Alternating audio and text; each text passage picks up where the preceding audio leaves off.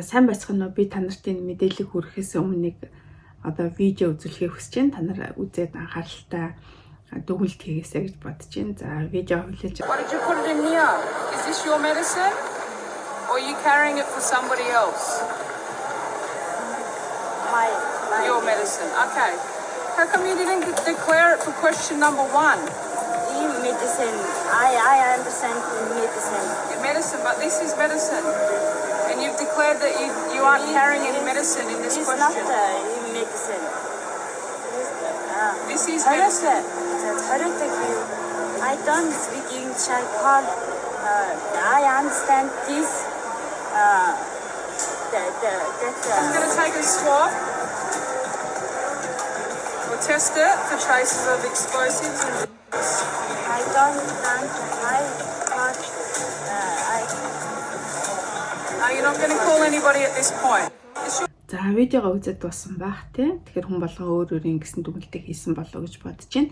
Тэгэхээр энэ 3 янзын юм яригдчих чаа. Нэгдүгээрт нь бидний аялах тийм ээ иш улс орныг сонирхох энэ тоол сүүлийн жилүүдэд эрс нэмэгдсэн. Ялангуяа өвлийн уйлрал гэвэл халуун дулаан орн руу явдаг. За зуны уйлрал гэх юм бол өөр орнууд руу явдаг ч юм уу. Ер нь бол аялдаггүй хүн гэж сүүлийн үед бол их хоор болсон байгаа. За хоёрдугаарт нь их тэр хил байгаа тийм ээ. Тэгэхээр бид нэр яаж ч хэлийг сурсан гэсэн тухайн орны хүн шиг тийм төгс хэлээрээ яриад ойлголцоход ингээд хэцүү. Яг хүн болгонд англи хэлний мэдлэг харилцан адилгүй байдагтай холбоотой бэрхшээлүүд ингэж гардаг. За гуравдугаарт нь бол эмийн тээвэрлэлтэй асуудал яригдчихэж байгаа тийм ээ. Тэгэхээр энэ эмэгтэй бол зөндөө олон юмнуудыг авсан цаана жоох хөвгтгүй гэж байгаа. Тэгээд эмийн хэрэглээ нэлээд өндөртэй эмэгтэй шиг харагдчихэв. За тэгээд мэдээж бусад оронд ингэж очих гэж байгаа, амьдрах гэж байгаа, удаан хугацаар байх гэж байгаа гэвэл өөрийнхөө удыг мэг авч явах бол тухайн орны нөгөө эрүүл мэндийн юунаас нэм худалдаж авах маш хүнтэй. Янз бүрийн бэрхшээлээс болоод хүмүүс эмээ ингэж нөөцлж авдаг. Энэ бол зөв гэж ингэж боддог. Яа тэгэхээр хүн хоёр чиглэлээр эмийг ууч. Нэгдүгээрт нь төр хугацаанд аялахын үеэр хэрэглэх юмнууд байж болно. Эсвэл насан туршдаа ууж хэрэглэдэг юмнууд байгаа. Тухайлх юм бол унал таталтай эсрэг юмнууд ч юм уу, чихрийн шижингийн юмнууд гэдэг юм уу, зүрх судасны юмнууд ч гэдэг юм уу, маш олон эмийг дурдаж болно. Тэгэхээр тэрнтэй холбоотойгоор эмээ авч явах шаардлага ингээд гарч байгаа юм. Тэгэхээр яг мэдээс сурахаар ч юм ажиллахаар явж байгаа ч гэсэн очингуудаа эмчийн үзлэгт ороод ингээд үнэгүй ч юм уу хангалттай юм авах нөхцөл нь бас ховор шүү дээ. Тийм хэцүү. Тэгээ хугацаа шаардна. Тэгээд тэндээ холбоотойгоор юмнууд авч явж байгаа юмнууд байна. За тэгэхээр би та нарт улс орн руу явахдаа ямар юмнуудыг авч явах хэрэгтэй, юуг анхаарах хэрэгтэй гэдэг талаар хэлье гэж бодож байна. За хэрвээ та нар энэ таньж мэддэг их аялдаг хүмүүс байх юм бол юуны өмнө энэ блогийг шеэрлээд хэрэгцээтэй хүмүүст нь хүргэрэй гэж бодож байна. Ер нь бол хүмүүс мэдлэггүйгээсээ болоод уудаг юм авч явж байгаа. Тухайлх юм бол төв мэдрэлийн систем нөлөөлдөг мансууруулах үйлчилгээтэй юмнууд байдаг байхгүй. Гэтэл ийм өвчний үед хэрэгэлдэг. За тэр юмнуудыг авч ингэж явж байгаад ямар нэгэн бичиг баримтыг явж байгаад хэл гайлаар ингээ гарах юм бол оролдохыг завсан ч гэдэг юм. Мансууруулах төрлийн имийг хэрэгэлдэг ч гэдэг юм уу. Эсвэл орж зарахыг оролцсон гэдэг шалтгаанаараа бүр шоронд ч юм уу суух ийм аюул эрсдэл хүлээгдхийг бол үгүйсэхгүй. Тийм учраас энэ талаарх мэдлэг маш их чухал байгаа. За тухайлх юм бол тухайн орноос би Норвегт амьдардаг хүмүүс байлэхэд бас манай монголч ялаа үтэй. За очих гэж байгаа орн чи ямар хэмжээний эмийг хэд хоногийн хугацаатай эмийг хүлээн зөвшөөрөх вэ гэдгийг ингэж судлах хэрэгтэй. Хоёрдугаарт нь гэвэл энэ орн руу ороход их орондоо орж ирэхдээ би ямар хэмжээний эмийг авчрах боломжтой вэ гэдгийг бас судлах хэрэгтэй. За манай Монголд бол ийм дүрм журм байдаг болов уу гэж би ингэж бодож байна. За би Норвегийн жишээн дээр би хэлье гэж бодож байна. Тухайлх юм бол Норвегид хэрвээ Европын холбооны улсуудаас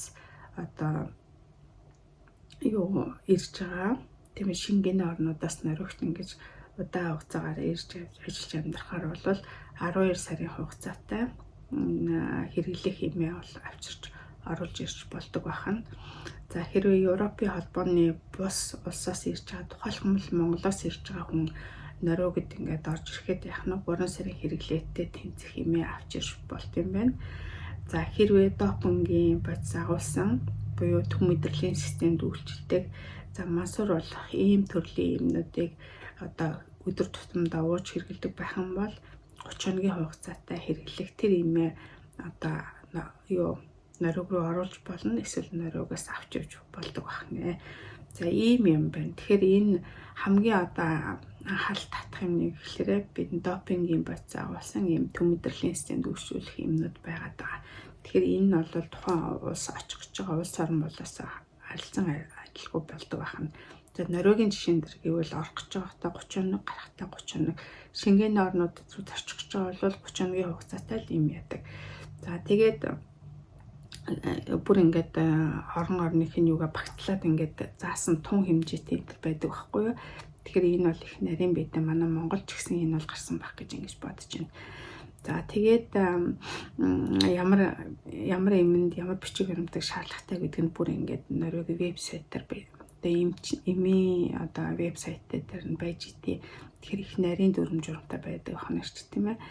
За ер нь бол яах нь та эмийн сангаас тийм ороод ийш тийш аялах гэж байгаа бол ямар юмныг та шаардах хэрэгтэй гэдэг вэ гэхээр одоо тэгээд мансууруулах буюу допингийн одоо нөлөөтэй эмнүүдийн Шенгений гэрчлэгээ гэж юм байдаг. Тэгэхээр энэ бол Европын албаны бүх орнуудад хамааралтай болов гэж ингэж бодож байна. За тэгээд энд ямар төрлийн ихэвчлэн эмнүүдний хүчтэй өвдөл намдах эмнүүд байдаг тийм ээ. За тэгээд тэрнээс гадна хүчтэй нойрны одоо эмнүүд ээж нь эсвэл нөгөө сэтгэл төвшөлтөд одоо яадгийн одоо сэргийшний байдлаар хэрэглэх эмнүүд ч гэдэг юм уу. За иймэрхүү унал таталтын эмнүүд ч гэдэг юм уу. Иймэрхүү эмнүүд байгаа. Тэгэхээр энд бол Шенгений гэрчлэгийг эмийн сангаас нь бичиж өгдөө. За мэдээж бага хэмжээний мөнгө төлнө. Хэрвээ тухайн одоо эмийн сандаа бүртгэлтэй гишүүнчлийн бүртгэлтэй ах юм бол үнгөө ингээд авчтай. Тэгээд ийм одоо гэрчлэгийг тухайлах юм бол миний хувьд гэхэлэр би бодо 2 хоног дотор нэг гэрчлэгийг бичиж гин гэж ойлгож болно. Тэгэхээр энэ нойрогууд бол маш их аялдаг ийм хүмүүс тэр гэрчлэгийг аваа явчихдаг. За тэр гэрчлэгийн дээр нь яадаг юм бэ гэхэлэр гэрчлэгийн эм болгоноор тусдаа гартыг ингээд 2 эмийг нэг дор бичдэггүй. Тэгээд нэг эмдээ нэг ийм гэрчлэгээ гараа явчихдаг. За тэгээд энэ бол гэрчлэгийн 30 хоногийн хугацаатай л ингэж дээдлэн ингээд бичигддэг байгаа. За тэгээд энэ юуг явуулчихна. Хоёрдугаарт нь гэвэл бүх эмнийхээ жагсаалтнуудыг яах нь бас ингэж хэвлүүлж аваад тэр жагсаалт тэр Шенгений гэрчлэгийн дээр паспортын дугаарыг бичин, нэрийг бичин, тэгээд аялах гэж байгаа газрын ямар хугацаагаар явах гэж байгаа гэдгийг бичин. Тэгээд дээрэс нь одоо тэр яагаад энэ тэр эмээ одоо юу хүчийн бичин, тэгээд ямар хугацаагаар уухын хоногт хэдийг удаа гэдэг бүх мэдээлэл нь тэнд байж байгаа байхгүй юу. Тэгэхээр тийм бичгийг ингээд эмийн сангаас нь өчтэй. Тэгээд тэрэн дээрээ тамга дараад тэгээд одоо бүх автинктэй холбоотой бүх мэдээллүүд нь байгаа. Ингээд бичигдээ авчдаг. За тэгээд яадан бэ гэхээр тэр эмэн дээр нь болохоор нөгөө олон улсын нэрнүүд нь бичигдчихдэг байхгүй. Тэгэхээр энэ бол маш их чухал юм бичиг баримт байдаг. За тэгээд тухайлах юм бол нөгөө аялал жуулчлалын хугацаанд эмээ одоо мартдаг ч юм уу, гэмтээдэг ч юм уу, алддаг ч юм уу, эсвэл одоо эмэн дуусчдаг ч юм уу, иймэрхүү нөхцөл байдал үүсэх юм бол нөгөө жагсаалтаа гэдэг ямар нэгэн байдлаар юм төргөний үнд ингээ үзүүлээд тэр эмээ ингэж тэр олон улсын нэршлэр нь ингээд тэ олоод авах юм боломж нь бүрддэг байхгүй. Тэгэхээр энэ бол эмийн жагсаалт нь одоо юу гэдэг манайх шиг одоо юу гэдэг монусныг юм гаргаад нэр өгсөн байл гэхэд тэр нэр нь бол хэрэггүй. Тэр бодисхийн нэр нь хэрэгтэй байдаг байна. За тэгээд энэ жагсаалтыг өрхийн эмч гэсэн гаргаж ингэж өгдөг. За тэгээд тэр мэдээллүүд нь мэдээж англи хэлээр бичигддэг. За эмээ одоо ингээд жагсаалт магсаалт бүх гэрчлэгээ бүх юм нь авчлаа. Тэгээд бид түрүүнд ямар хэмжээтэйг авч явах вэ гэдгийг хэлсэн тэ. Тэнгүүтээ тэнийг хаана их өглөө гарт дэшиндээ хийх бид нар зөвлөдөг. Яа тэгэхээр аяллахын хугацаанд эмээ хэрэглээд ингээ авчна гэсэн үг тийм ээ. За хачаандаа ингээд хийсэн чинь нөгөө нэг чамдаа ингээ алга болчих юм бол яах юм бэ гэдэг асуудал байдаг байхгүй. Тийм учраас ингээд гарандаа ингээ тийшэн даваа явна. За тэгээд яа гэм бэ гэхээр тухайлах юм бол нөгөө шингэн юм нөгөө цацлагнууд байна, сиропнууд байна тий.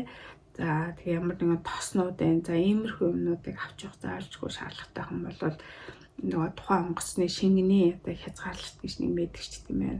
100-аас доош идэх шиг санагдаж байна. Тэгэхээр тэр хязгаартанд нь ингэж баримталж тэрийг бас мөрдөх хэрэгтэй. Гэхдээ мэдээж тэр сироп нь их том хэмжээгээр 2-3 юм савтайхан болвол тэр нөгөө бичиг баримт бүх юмнууд нь байх юм бол аюулгүй байдлын тэр дүрмөөс нь бол чөлөөлөгддөг гэж ингэдээр бичигдсэн байгаа. За тэгээд нөгөө нэг бусад нөгөө косметикийн юмнууд хийдэг юм нөгөө уут идэж ч заавал би та нарт нэг юм тийм ийм уутнууд байдаг шүү дээ. Ийм уутнууд тий. Энэ уутан дотор хийхгүй тусна юм уутанд хийгээд үзүүлэхэд биелээд нөгөө түрүүний автинк юм уу эмчээс авсан бичгнүүд ингээ авсаргаад ингээ хийцэн байх хэрэгтэй гэдэг чинь. За тэгээд ингэж жишээлбэл нойрогоос ингээ явлаа гэхэд нөгөө бүх эми юмнууд нь бол электрон хэлбэр шилжчихсэн байдаг учраас хэрвээ та ингээд гадагшаа авах гэж байгаа бол цаасан хэлбэрээр авч яваарай гэж тэгж байгаа. За тэгээд мэдээж цаасан хэлбэрээр бичгтээ нойрог хэлээр биш англи хэлээр юм жороо бичүүлээд яваад тухайн орныхээ хүнд ингээд үзүүлээд эмчтэн үзүүлээд ингэх юм бол ойлгоно гэж байна. Гэхдээ заавалчгүй нойрог эмчийн жороор бусад оронд олгоно гэсэн юм байхгүй гэдгийг анхаараарай. Тэм учраас хангалттай ингээд нэмээ нөөцлж яваарай гэж ингэж хэлж байгаа. За тэгээд одоо жишээлбэл гадны жуулчд маш их ирдэг. Жишээлбэл том босон онгоц манай энд ингээ ирлэхт чинь автинкэд дүүрэн гадны жуулчд очдог байхгүй ямар ч нойрог хэл мэдхгүй англиар маш их муу ярьдаг. За тэгээл испаниараар ч юм уу италиараар ч юм уу яриад ийм хүмүүс байдээ. Германаар ч юм уу яриад тэд нар яадаггүй гэхлээр ийм нэг цаасан юм жортой яриад бас ойр зүрийн юмнууд авдаг байхгүй. Жишээлбэл даралт болон зүрх судасны юмнууд авдаг. Харин нөгөө болон B юмнууд гэж байдаг. Энэ болохоор хортой имийн жагсаалтанд байдаг юмнуудыг бол цаасан юугаар бол ерөөсөө өгдөггүй, аль ч улс оронд бол өгдөггүй ийм дүрм журм байгаа. Тэрийг бас анхаарах хэрэгтэй гэж бодож байна. За тэгээд би ч одоо өөр юу л тийм нэг юм хэлэх юм мартчих. Нөгөө би танарт юм хайрцаглалцсан нөгөө эмний савтай юмуд үзүүлээдсэн тийм ээ. Тэгэхээр тэр эмний савтай юмнуудыг бол одоо эмээ гадагш ингэж авч явах гэж байгаа бол өөрийнх нь юм оригинал хайрцагтай жишээлбэл энэ юм байл гэхэд юм оригинал юм хайрцагтай ингэж авч явах нь энэ дээр нөгөө нэг тухайн хүний нэр нь үдээ, уух хэмжээ нь үдээ, автинкийнхээ нэр үдээ, эмчийн нэр үдээ утас байдаг байхгүй. Норигч тэгж имийг заартай. Тэгэхээр тийм учраас яах нь заавал тийм байдлаар нь авч явна гэсэн үг. Ерөөсөө ингээд задлаад ингэж ерөөсөө авахгүй. За яг задлаад хэрэглэсэн байсан ч гэсэн яах нь тэр бичиг нь ингээд заавал байж ах хэвээр байгаа даа. За тэгээд нөгөө ийм бүгд дээр ингээд самнаас гараад ингээд нөгөө нэг ийм жижиг юм хайрцагнуудад ингээд хийчдэг шүү дээ. Би одоо энэ төр зургаар үзэж ингэж ерөөсөө авч үж болохгүй, хэлээр гаргахгүй. Тэгэхээр нөгөө нэг ингээд холцохлоор ерөөсөө мэдэгддэг байхгүй. Тийм учраас юм хайрцагт хийхгүйгээр яг юм оригинал ийм юмтай нэрвэлтэй устай юмтай авч гараад тэгснийхээ дараа савлж ингэж болно гэж ингэж зөвлөдөг. За тэгээ эмээ хадгалах тэр эмийг бас маш сайн анхаарах хэрэгтэй. Яагаад гэвэл юм бол энэний чи яах нь нөгөө нэг зөв температурт хадгалаад чийг нарны гэрлээс хол болох хэрэгтэй шүү дээ тийм ээ. Тэгэхээр нөгөө нэг эмийнхээ бичгийг маш сайн унших хэрэгтэй гэсэн үг. За тэгээд нарны гэрэл байгаа тийм ээ. За арсны урал гэж байгаа. Тэгээд зарим юмнууд болохоор яа гэвэл та нар миний влогийг үзсэн багтаа ямар юмнууд одоо хүний арсыг наранд юм хэд мэдрэг болгоод амархан түлдэг. За тэгээд дээрээс нь яах нь нөгөө амархан бор болоодаг, нөсөө үсгдэг гэдэг талаар влогийг үзсэн байх гэж ингэж бодож байна. Тэгэхээр тэрийг хэрэг үзсэн бол тэнд дурдсан юмнууд яадаг вэ гэхлээр одоо та нар ингээ халуун оронд энэ жишээлбэл өвөл Монголоос ингээ явлаа гэхэд халуун оронд Вьетнамд ч юм уу, Таиланд ч юм ингээд наран шалган газар ингээ хэвтлэх чинь маш эмзэг болцсон байгаа учраас яг нарны тус сайн дүрхсэн байсан ч гэсэн яг нь харшлын уурал үүсгээд ингээ аюултай нөхцөл байдал үүсэх боломжтой гэдэг байхгүй. Тийм учраас яг нь гэвэл тэр влогийг сайн үзээд хэрэг тийм юм уудаг байх юм бол бүр ингээ дээд зэрэг хамгаалалттай нарны тус дүрх хэрэгтэй. Наранд аль болохоор юу яахгүй гарахгүй юм байх хэрэгтэй. За тэгээд зарим эмийн бодисууд нь болохоор наранд ингээд нөгөө задарчдаг шүү дээ тийм ээ. Тэгэхээр тийм учраас нартай газар ч юм уу ийм явах газар явж байгаа бол хадгалалтаа маш сайн анхаарах хэрэгтэй гэдэг чинь. За би бас нэг ийм гиснээс нэг мэлчи бас тэрүүн дээр влогын дээр нөгөө нэг лим болон зарим нэг ийм нөгөө нэг коктейлнууд эдэг шүү дээ. Тэрийг ингээд амт оруулах гэдэг ингээд юм шүүс энтер хийсэн байдаг.